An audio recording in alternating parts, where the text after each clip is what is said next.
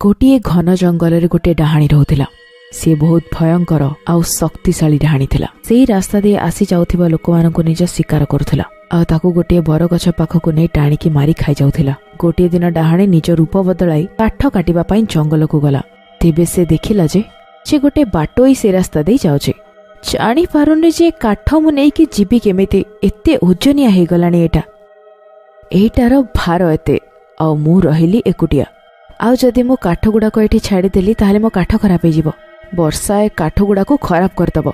बाटोई ता कथा सब शुणुथिला। से कथा शुणी से ता पाखकु गला। मु कोन आपनको सहाय्य टिके करि परिबि कि? तमे मोर सहाय्य करिवो? तमको तो आउ कोठी जिबार थिला, डेरी हे जिवो तमरो।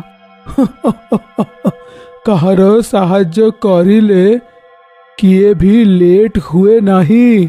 चलंतु मु आपनको ए काठटाकू पहुँचिया पई सहाय्य करिदेबी। सुंदर स्त्री रूप धरिथिबा से डाहाणी बर गछर घर को ताकू नहीं गला। तमे किछि समय बस, मु तम पई चा तयारी कर दउची। बाहरे पाग भी भल नाही, टिके चाहा पीले भल लागिबो। से सुंदर स्त्री लोक निजर भयंकर रूप को फेरी आसिला। आउ रागी की लाल हेकी कहिला, एबे आउ जाई परिबुनी तू। आजी तू आउ कोउठिकी भी जाई परिबुनी। आजी तू मोर भोजन हबु।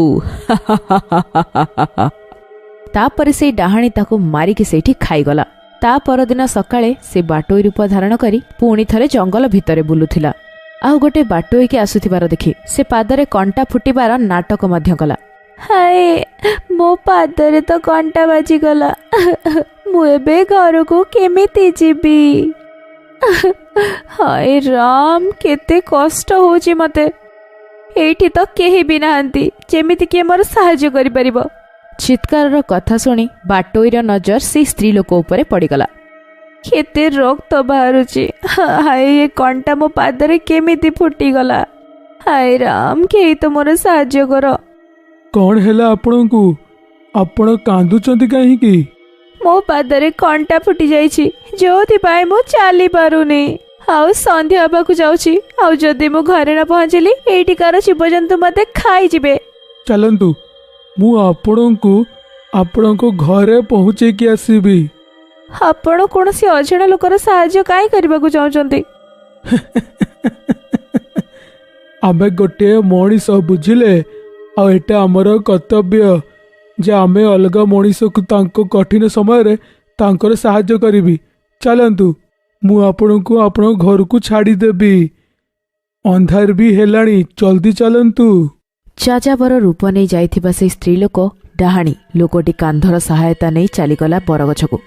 राति बहुत हो गलानी, एही टिके रही जाउनांती, टिके खाई देबे तापर आपण पळेबे। हाँ नाही, मु तो राति रे बुले, मते आ डर लागिबोनी, मु पळेबी। आपण रेस्ट करंतु। जेमेटी लोकटी घर बाहर को बाहरिबा चेष्टा कला, डाहाणी तार असल रूप को फेरी आसिला। चिंता तो तोर परिवार करिबो, काहेकि ना तू आज घर को जाई परिबुनी। हाउ आज मु तोर भोजन बनेइबी। एतिके कहिके डाहाणी ताको मारिदेला। तापरे कोनोसी अन्य सहररो पिकनिक बनेबा पई लोक माने आसिले। सेई जंगल रे पसिले। सेमानक भितर गोटे पुओ उपरे डाहाणीर नजर पड़िला। आउ डाहाणी को से बहुत पसंद आसीगला। डाहाणी ताको फसेबा पई निजर सुंदर रूप व्यवहार कला। आउ सेई पाख पोखरी रे गଳି पड़िला। केही मोर सहाय्य करो, मु बुड़ी जाउची, बंचाओ मते, बंचाओ बंचाओ बंचाओ।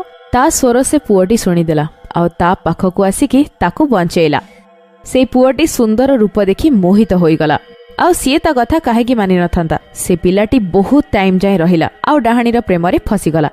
तापरे गोटे दिन, तमे मते बाहा हबो? हाँ, किंतु मोर गोटे शर्त अछि। तमको मो सहित जंगल रे गछ उपरे ही रहिबाकु हबो। कौन राजी? सी ता सहित बाहा हेई जंगल रे ही सेठी रहिबाकु लागिला। किछि समय परे तांकर झियटीए हेला। एमितिरे डाहाणी पाखरे रूप बदलैबार जादू थिला। किंतु अमावास्यार कला राति तार असल रूप को लुचेबाकु ही दौनथिला। गोटे अमावास्यारे ता स्वामी ताकु रूप बदलैबार देखिदेला। से बहुत डरीगला। आउ ताकु एकुटिया छाड़िकी से जगारू चलीगला। आउ जेतेबेले डाहाणी एकथा जानिला तेबे से मन दुख करने सहित बहुत जोरे रागिगला। किंतु राग शांत होला परे ताकु ता झियो कथा मन पड़िला। से निज झियो को निज डाहाणी हबार रहस्य कहिलानी। ତାକୁ ଏଇ ଡର ଥିଲା ଯେ ତା ଝିଅ ତା ସତ ଜାଣିଲା ପରେ ତାକୁ ଛାଡ଼ିଦେବ। ଏହା ଚିନ୍ତା କରି ବି ସେ ନିଜ ଝିଅକୁ ଗୋଟେ ସାଧାରଣ ଜୀବନ ଦେଲା। ସେ ଦୁଇଜଣ ବହୁତ ଖୁସିରେ ଏକା ସହିତ ନିଜ ଜୀବନ ଯାପନ କରୁଥିଲେ। ଚାଲ ଝିଅ, ଆମକୁ ଗାଁକୁ ଯାଇ ଲୋକଙ୍କୁ ସାହାଯ୍ୟ କରିବାକୁ ହବ। ଆମେ ତାଙ୍କ ସାହାଯ୍ୟ କେମିତି କରିବୁ ମା? ଗାଁରେ ପାଣିର ଅଭାବ ବହୁତ, ଆମକୁ ତାଙ୍କୁ ସାହାଯ୍ୟ କରିବାକୁ ପଡ଼ିବ। ଆମେ ଏଇ ପାଖରୁ ପାଣି ନେଇ ସେଇଠି ଲୋକଙ୍କ ଘରେ ପହଞ୍ଚାଇବା, ଯାହାକୁ ପିଇକି ଗାଁ ଲୋକ ନିଜର ଶୋଷ ମେଣ୍ଟାନ୍ତୁ। ଏତିକି କହି ଦୁଇ ମା ଝିଅ ଗାଁ ଆଡ଼କୁ ଚାଲିଗଲେ ଆଉ କୂଅରୁ ପାଣି ନେଇ ସମସ୍ତଙ୍କୁ ପାଣି ପିଆଇଲେ। ଝିଅ, ଆଜି ଆମେମାନେ ବହୁତ ପୁଣ୍ୟର କାମ କରିଛୁ। ଚାଲ ଏବେ ଆମେ ଘରକୁ ଯିବା ଆଉ ଖାଇକି କିଛି ସମୟ ଯାଏଁ ଆରାମ କରିବା ସେଇଠି। କିନ୍ତୁ ଡାହାଣୀ ଭଲ କାମ କରି କରିକି ଥକି ଯାଇଥିଲା। ତାକୁ ଏବେ ମଣିଷ ଖାଇବା ପାଇଁ ଭୋକ ଲାଗୁଥିଲା। ଗଛ ତଳେ ବସି ବସି ସେ ବୋର ହେଇଗଲା। ତେବେ ସେ ନିଜ ମାକୁ ପଚାରିଲା, ମା, କେତେ ଲୋକଙ୍କର ସାହାଯ୍ୟ କଲା ପରେ ବି ଆମେ ଶେଷରେ ଦୁଇ ଜଣ ହିଁ ବଞ୍ଚି ଯାଉଛୁ।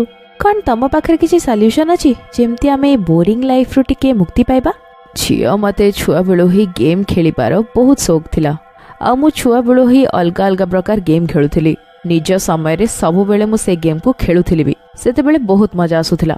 ତା ଝିଅ ଏଇ କଥାକୁ ମନ ଧ୍ୟାନ ଦେଇ ଶୁଣିଲା ଆଉ ପୁଣି କହିଲା, ତ ମା, ତମକୁ ସବୁଠୁ ଭଲ ଗେମ୍ କୋଉଟା ଲାଗିଥିଲା? ଏମିତିରେ ତ ସବୁ ଗେମ୍ ମୋତେ ବହୁତ ଭଲ ଲାଗେ, କିନ୍ତୁ ସବୁ ଗେମ୍ସ ଭିତରୁ ସବୁଠୁ ସ୍ପେଶାଲ ଗେମ୍ ଥିଲା ଯୋଉଟା ମୋ ମା ଆଉ ମୁଁ ଦୁଇ ଜଣ ହିଁ ଖେଳୁଥିଲୁ। ତ ସେଇ ଗେମ୍ କ'ଣ ଥିଲା ମା? ଝିଅର ଏତେ ଉତ୍ସାହ ଦେଖି ମା ମନରେ ବି ଖୁସି ଫୁଟି ଉଠିଲା। ଆମେ ଏଇ ଗଛ ପାଖରେ ଗୋଲ ଗୋଲ ବୁଲି ବୁଲି ଲୋକମାନଙ୍କୁ ଧରୁଥିଲୁ। ଏଇଟା ତ ବହୁତ ମଜାଦାର ଗେମ୍, ମୁଁ ବି ଖେଳିବାକୁ ଚାହୁଁଛି ମା। ହଁ ଝିଅ, ନିଶ୍ଚୟ, କିନ୍ତୁ ମୁଁ ତ ଗୋଟେ କଥା କହିପାଇ ଭୁଲି ଯାଇଛି। ଏଇ ଗେମ୍ ସହିତ ଆମେ ଗୀତ ବି ଗାଉଥିଲୁ। କୋଉ ଗୀତ ମା? ଏଇ ଗଛରୁ ବଞ୍ଚିକି ଯିବୁ କୋଉଠି, ଏଠି ବଞ୍ଚି ପାରିବୁନି ତୁ ଜମା। ଏଇ ଗଛରୁ ବଞ୍ଚିକି ଯିବୁ କୋଉଠି। ତେବେ ଦୁଇ ଜଣ ସେଇ ଖେଳ ଖେଳିଲେ। ତେବେ ସହରରୁ ଫେରୁଥିବା ଗୋଟିଏ ବାଟୋଇ ତାଙ୍କ ଘର ସାମ୍ନା ଦେଇ ଯାଉଥିଲା। ସେଇ ମା ଝିଅ ସେଇ ଗୀତ ଗାଇ ଗାଇ ଗଛର ଚାରିପଟରେ ବୁଲୁଥିଲେ। ଏ ଆପଣ କ'ଣ କରୁଛନ୍ତି? ଗଛ ଚାରିପଟେ କାହିଁକି ବୁଲୁଛନ୍ତି? ଆଉ ଆପଣ ଏତେ ସୁନ୍ଦର ଗୀତଟା କୋଉଠୁ ଶିଖିଲେ? ଆମେ ଦି ଜଣ ଗେମ୍ ଖେଳୁଛୁ, କାହିଁକି ନା ଆମେ ଦି ଜଣ ଏକୁଟିଆ ରହୁ, ସେଥିପାଇଁ ମନ ଭଲ ରହିବ ଆମର। ଆମେ ଗୀତ ଗାଇକି ଟିକେ ଭଲ ଫିଲ୍ କରୁ। ଏଇ ଗେମ୍ ମୋ ମମି ବନେଇଛନ୍ତି, ତମେ ବି ଖେଳିବ, କିନ୍ତୁ ଏଇ ଗେମ୍ରେ ବହୁତ ରୁଲ୍ସ ଅଛି। ତମେ ଗେମ୍କୁ ଅଧା ଛାଡ଼ି ପାରିବନି, ଆଉ ଯଦି ତମେ ଜିତିଗଲ ତାହେଲେ ତମେ ବହୁତ ଖଜଣା ପାଇବ, ଆଉ ଯଦି ତମେ ହାରିଲ ଆମ ଇଚ୍ଛା ଅନୁସାରେ ତମକୁ କାମ କରିବାକୁ ହବ। ସେମାନେ ବରଗଛ ଚାରିପଟେ ସେମିତି ଗୀତ ଗାଇ ଗାଇ ଚାରିଆଡ଼େ ଚକର କାଟୁଥିଲେ। କିନ୍ତୁ ଶେଷରେ ବାଟୋଇଟି ହାରିଗଲା। ଡାହାଣୀ ମନେ ମନେ ବହୁତ ଖୁସି ହେଇଗଲା। ଝିଅ, ତୁ ଘରକୁ ଯା, ମୁଁ ଏ ଅଙ୍କଲକୁ ଟିକେ ପନିଶମେଣ୍ଟ ଦେଇକି ଆସିଛି। ଝିଅ ଯିବା ପରେ ଡାହାଣୀ ଭୟଙ୍କର ରୂପକୁ ଚାଲି ଆସିଲା। ବହୁତ ଦିନ ପରେ ଆଜି ମୋର ଭୋକ ମେଣ୍ଟିବ। ତୋର ଦଣ୍ଡ ହଉଛି ଏଇଟା, ତୁ ମୋର ଶିକାର ହବୁ। କେତେ ପ୍ରାର୍ଥନା କଲା ପରେ ବି ଡାହାଣୀ ତାକୁ ଆଉ ଛାଡ଼ିଲାନି ଆଉ ରାହଗୀରକୁ ମାରିକି ଖାଇଗଲା। ଖେଳ ରୂପରେ ସେ କେତେ ଲୋକଙ୍କୁ ନିଜ ଜାଲରେ ଫସାଉଥିଲା। ଗେମ୍ର ଅନ୍ତରେ ସବୁବେଳେ କେହି ନା କେହି ହାରୁଥିଲେ, ତାଙ୍କଠୁ କେହି ଜିତି ପାରୁନଥିଲେ। ଏମିତି ହିଁ ଦିନ ବିତୁଥିଲା ଆଉ ଡାହାଣୀ ନିଜ ଝିଅର ଭରସା ନେଇ ତା ଝିଅ ନଜରରେ ଭଲ ହେଇ ସେ ବାଟୋଇମାନଙ୍କୁ ମାରିକି ନିଜର ଶୋଷ ମେଣ୍ଟାଇଲା। ବର୍ଷ ବର୍ଷ ବିତିଗଲା। ଏବେ ତା ଝିଅର ବୟସ 18 ବର୍ଷ। ଗୋଟିଏ ଦିନ ଆଜି ଅମାବାସ୍ୟାର ସେହି ରାତି ଯେଉଁଥିରେ ମୁଁ ନିଜକୁ ଡାହାଣୀ ରୂପରୁ ଅଟକେଇ ପାରିବିନି। ଆଜି ମୋ ଝିଅକୁ ଯେମିତି ଜଣାପଡ଼େ ନ ଯାଉ ମୁଁ ଡାହାଣୀ, ମୁଁ ଏଠୁ ଦୂରକୁ ଚାଲିଯିବି ଯାଉଛି। ମୋ ଝିଅକୁ ଏଇ ଜାଗାରେ ମୋତେ ଏକୁଟିଆ ଛାଡ଼ିକି ଯିବାକୁ ହିଁ ହବ। କିଛି ସମୟ ପରେ ତା ଝିଅ ଭିତରୁ କାନ୍ଦି କାନ୍ଦିକି ଆସିଲା। ମା, ଦେଖ ନା ମୋର କ'ଣ ହେଉଛି, ମୁଁ ବଦଳି ଯାଉଛି, ଦେଖ ନା କେମିତି ହେଉଛି ମୋ ଶରୀରରେ। କ'ଣ ହେଲା ଝିଅ, କ'ଣ ହେଲା? ତୁ କାନ୍ଦୁଛୁ କାହିଁକି? ମୁଁ ଖରାପ ଦେଖାଉଛି ମା, ମୁଁ ଜାଣିପାରୁନି ମୋ ସହିତ କ'ଣ ହେଇଯାଉଛି। ଡାହାଣୀ ମା ଭାବିଲା ଯେ ଇଏ ତ ମଣିଷ ଛୁଆ, ଇଏ ଡାହାଣୀ କେମିତି ହେଇପାରିବ? ତେବେ ତାର ମନେ ପଡ଼ିଲା ଏଇ ଦିନ ତ ହେଉଛି 18 ବର୍ଷ ଜନ୍ମଦିନ ତାର। ସେ ବହୁତ ଡରିଗଲା ଆଉ ତାପରେ ସତ କହିବା ପାଇଁ ସେ ରାଜି ହେଇଗଲା। ମୋ ମା ଡାହାଣୀ ଥିଲା ଆଉ ଯେମିତି ଗାଁ ଲୋକଙ୍କ ଏ ବିଷୟରେ ଜଣାପଡ଼ିଲା ସେ ମୋ ମାଆଙ୍କୁ ଜୀବନ୍ତ ଚାଳିଦେଲେ। କିନ୍ତୁ ମୁଁ ମଣିଷ ଛୁଆ ଥିଲି, କିନ୍ତୁ ଗାଁ ଲୋକଙ୍କୁ ଲାଗିଲା କି ମୁଁ ବି ଗୋଟେ ଡାହାଣୀ। ସେମାନେ ମୋତେ ଏହି ବରଗଛରେ ଝୁଲେଇ ଦେଲେ ଆଉ ଭୋକ ଶୋଷରେ ମୋର ମୃତ୍ୟୁ ହେଇଗଲା। ମୋ ଆତ୍ମା ଏଇଠି ବୁଲିଲା କାହିଁକି ନା ମୋ ମା ଡାହାଣୀ ଥିଲା। ସେଇ କାରଣ ଯୋଗୁଁ ସେ ଆତ୍ମାରେ ମୋର ଶକ୍ତି ଆସିଲା। ଆଉ ମୁଁ ଡାହାଣୀ ହେଇପାରିବି ଆଉ ମୋ ମାର ପ୍ରତିଶୋଧ ନେବା ପାଇଁ କି ମୁଁ ଭୟଙ୍କର ଡାହାଣୀରେ ବଦଳି ଗଲି। ଆଉ ଯଦି ତୁ ଚାହୁଁଛୁ ତୁ ଏବେ ଡାହାଣୀ ରୂପରେ ହିଁ ଜୀବନ ବ୍ୟତୀତ କରିପାରିବୁ, ନହେଲେ ତୁ ଫ୍ରି ଅଛୁ ବାହାରକୁ ଯିବା ପାଇଁ। ତତେ ବରଗଛରେ ରହିକି ଆଉ ବଞ୍ଚିବା କୌଣସି ଆବଶ୍ୟକତା ନାହିଁ। ନା ମା, ମୁଁ ତତେ ଛାଡ଼ିକି କୁଆଡ଼େ ବି ଯିବିନି। କିନ୍ତୁ ମା, ମୋତେ ରାଣ ଦେ, ତୁ ଆଜିଠୁ ଭଲ ଜୀବନ ବଞ୍ଚିବୁ। ଆଉ ଆମେ ଏଇ ଜଙ୍ଗଲରୁ ବାହାରି ଯାଇ ଭଲ ଭାବରେ ଜୀବନ ଆରମ୍ଭ କରିବା। ତାପରେ ଡାହାଣୀ ଆଉ ତା ଝିଅ ସେଇ ଜଙ୍ଗଲ ଛାଡ଼ି ଗୋଟିଏ ପାହାଡ଼ ଜାଗାକୁ ଚାଲିଗଲେ ଆଉ ନିଜର ନୂଆ ଜୀବନ ଆରମ୍ଭ କଲେ।